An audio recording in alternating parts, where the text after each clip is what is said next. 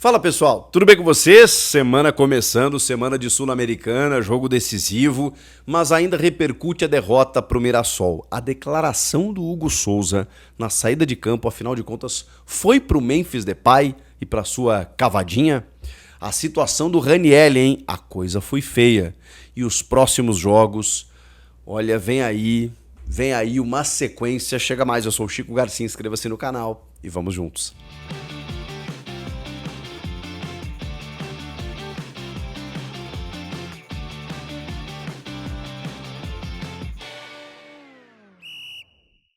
A rodada que teve essa derrota do Corinthians pro Mirassol, ela teve outros destaques, como a vitória do Palmeiras no Choque Rei sobre o São Paulo, gol no finalzinho, Verdão líder, mas a goleada do Botafogo sobre o Inter, essa chamou a atenção, hein? Um 4-0 com requintes de crueldade. Eu tava olhando no Flash Score, o meu aplicativo, você precisa ter o Flash Score, você que gosta de futebol, 19 finalizações do Inter contra 12 do Fogão.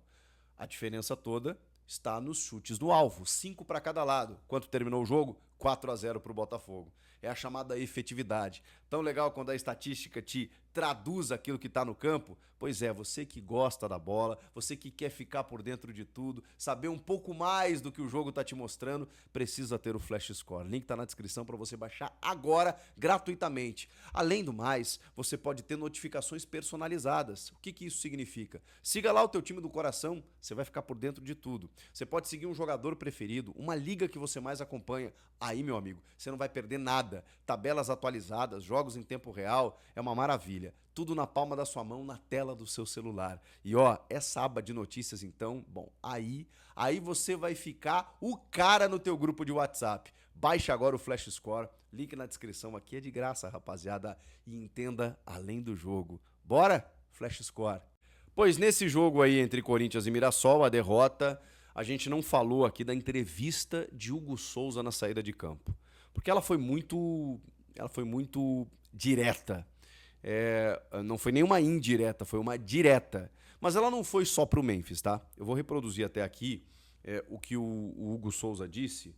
Acho que precisamos repensar algumas coisas, algumas atitudes dentro de campo. O que a gente tem que fazer de melhor. Temos que repensar como atletas o respeito ao clube que a gente defende. Precisamos mudar o chip muito rápido, porque temos um elenco que não precisa sofrer, não precisa passar por situações difíceis. Temos que mudar o chip para desenvolver o melhor do nosso futebol, porque podemos fazer muito mais, mas muito mais mesmo. Isso foi um dos trechos só dessa entrevista que o goleiro deu. O que a gente apresentou nesse jogo e o que apresentamos no jogo passado está muito abaixo daquilo que podemos fazer. Temos que nos cobrar, colocar a cabeça no travesseiro e pensar no que pode fazer de melhor, pensar na parte individual para ajudar o grupo a sair disso. Não podemos fazer o primeiro tempo da forma que foi. E depois de ter um segundo tempo dessa forma, no último jogo foi assim. Sofremos o empate no segundo tempo, isso não pode acontecer mais. O Hugo, numa voz de capitão, de líder, entendendo que, cara, muito abaixo, né? O jogo da Sul-Americana contra o América de Cali, esse jogo contra o Mirassol. Que é isso? Que é isso? Então, assim, muda o comando técnico, né? E você, pelo menos, não corre, não compete, não se esforça, não... Pô, pelo amor de Deus. É claro que a cavadinha do Memphis vai chamar a atenção, mas eu já me manifestei aqui achando que... Tudo bem, ele pode ser cobrado pelos companheiros dele, do tipo assim, cara, tava 0-0, joga sério, né? Você tem um risco quando você faz isso. Beleza, e o Memphis é esse cara que vai arriscar, vai ousar, vai tentar algo diferente. Tá tudo certo, tá dentro do pacote Memphis.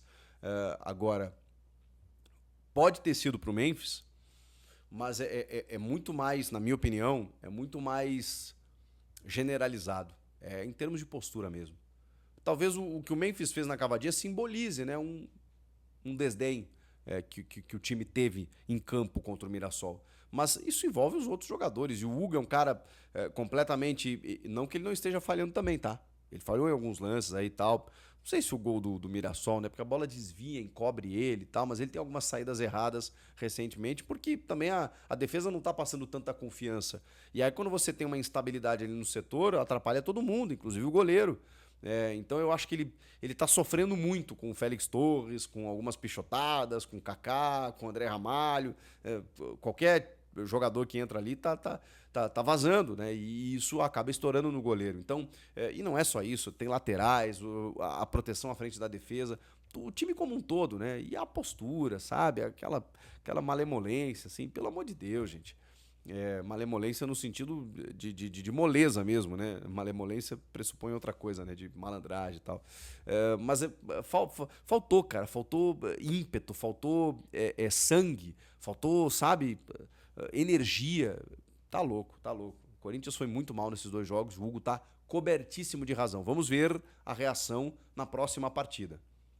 Ou se tá dentro daquilo que a gente já conversou, né, de que o Corinthians tá nem aí pra Sul-Americana e aí pode focar no brasileiro. E aí é sobre isso que eu queria falar, porque, amigos, a vitória do Huracan na rodada passada, ela praticamente classificou o Huracan, né, que tem 10 pontos, o América de Cali tem 6 e o Corinthians tem 5. É que o Corinthians pega o Huracan, fora de casa, é verdade, na última rodada. Mas se ele ganhar do Huracan, então, vai depender do jogo contra o Racing do Uruguai na quinta-feira. Porque assim, o Corinthians pode fazer 11 pontos, né? Pode chegar a 11 pontos. O Huracan hoje tem 10. O Corinthians em 2 jogos pode fazer 11, é o máximo, porque hoje ele tem 5 mais 6, 11 pontos, beleza? Isso significa que o Huracan, que nesse cenário perderia para o Corinthians na última rodada, e aí o Corinthians chegaria aos 11 pontos, mas é sinal que o Huracan ele precisa perder para o América de Cali também, nessa rodada. O jogo é na quarta, inclusive. O Corinthians joga na quinta com o Racing. Por quê? Porque se ele empatar, esse detalhe é importante. O primeiro critério de desempate é saldo de gols, não é número de vitórias. Então, hoje, o Huracan tem 10. Se ele empatar com o América de Cali, ele vai a 11, que é o máximo que o Corinthians pode chegar. E o Huracan não vai pontuar mais, por quê? Porque os dois se enfrentam. Então, se o Corinthians chegar a 11 pontos, ele terá vencido o Huracan. Então, seria 11 a 11. O saldo de gols hoje do Huracan é de 8, do Corinthians é 0.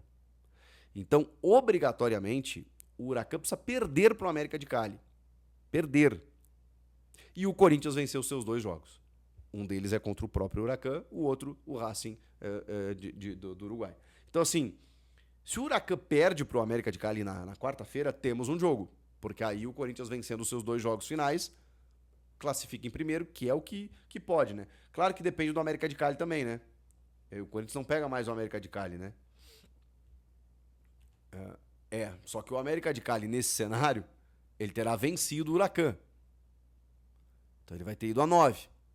E aí na última rodada, o Corinthians ainda tem que secar o América de Cali, que recebe o Racing do Uruguai, que precisa fazer um empatezinho em casa. Então assim, gente, classificar em primeiro nesse grupo tá praticamente impossível. Para classificar em segundo, basta fazer mais pontos do que o América de Cali, né? Que tem 1 ponto a mais do que o Corinthians. Então, se o América de Cali fizer 4 pontos nesses 2 últimos jogos, o Corinthians tem que fazer 6 e assim por diante para vocês entenderem. Bom, voltando ainda em Corinthians e Mirassol, cara, eu realmente confesso que eu não percebi a entrada que o Ranieri tomou no momento, né, da partida em que o João Vitor Gobi, o árbitro do jogo, e o Márcio Henrique de Góes, também o VAR, eles nem chamaram para revisão.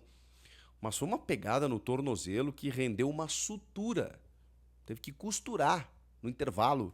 E ele volta alguns minutos para o segundo tempo. O Ranieri é um touro, né, realmente, né? Mas ele rompeu, ele começou a sangrar, encharcou a meia, jogou alguns minutos ainda, com um sangramento ali por conta da entrada que tomou. Mas é um trauma, né? Isso aí provavelmente foi corrigido agora, né?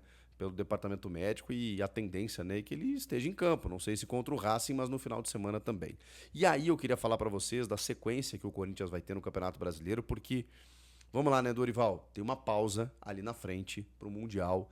Então, se tem um momento para esticar a corda, é agora. Porque, assim, o Corinthians tem que parar no Mundial numa situação a máxima possível confortável na tabela. Sul-Americana eu não sei o que vai acontecer, mas no Brasileiro, se liga nesses 4 jogos aqui. Final de semana tem o Santos em casa, tá? O Santos também tá numa complicação aí, pega o Ceará agora nessa segunda-feira, ainda fechando a rodada, mas tá ruim. O Santos tá muito mal. O Galo fora, o Vitória em casa e o Grêmio fora. São os 4 jogos antes da pausa pro Mundial. O Santos em casa acho que é um jogo vencível pelo Corinthians, né? o Santos tá numa dificuldade tremenda. O Corinthians já venceu o Santos 2 vezes esse ano, né, pelo Campeonato Paulista. Uma na fase de grupos, outra na semifinal. E agora vai enfrentar de novo pelo Brasileiro. O Santos tá realmente numa situação mais complicada. O Galo fora complicou um pouquinho, porque é um time que se reagrupou aí. Parece que está ressurgindo aí, parece que está voltando a jogar bem. Então, esse jogo aqui é um pouquinho mais difícil. O Vitória em casa, mesmo que tenha vencido o Vasco no final de semana, também é um time que, ok, dá pra ganhar. Não vai ser fácil, evidentemente, mas acho que dá pra ganhar. E o Grêmio fora, cara, o Corinthians tem conseguido bons resultados em Porto Alegre, especialmente, né? Quando joga lá, nos últimos tempos aí tem conseguido vitórias.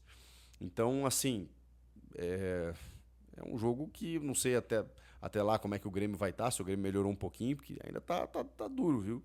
E o Corinthians não pode entrar com essa tiriça que tá entrando. Então, assim, muito longe pra gente avaliar Grêmio e Corinthians. De novo, Grêmio e Corinthians na minha vida. Vamos lá.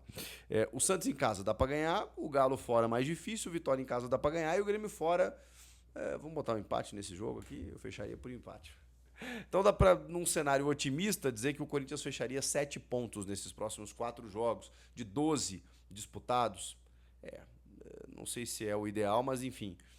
E aí por isso que eu digo, Dorival, estica a corda agora. Ah, mas vai machucar, não interessa. O problema é começar a se atrapalhar, ficar mal no Brasileiro, ficar mal na Sul-Americana e aí não conseguir fazer nada. Não adianta gerir fisicamente, né, o time se o resultado prático disso, se o objetivo não é alcançado. Então, vamos aguardar para saber o que acontece. O que vocês acharam de todos esses assuntos aqui? Quero ouvi-los aqui, comentem.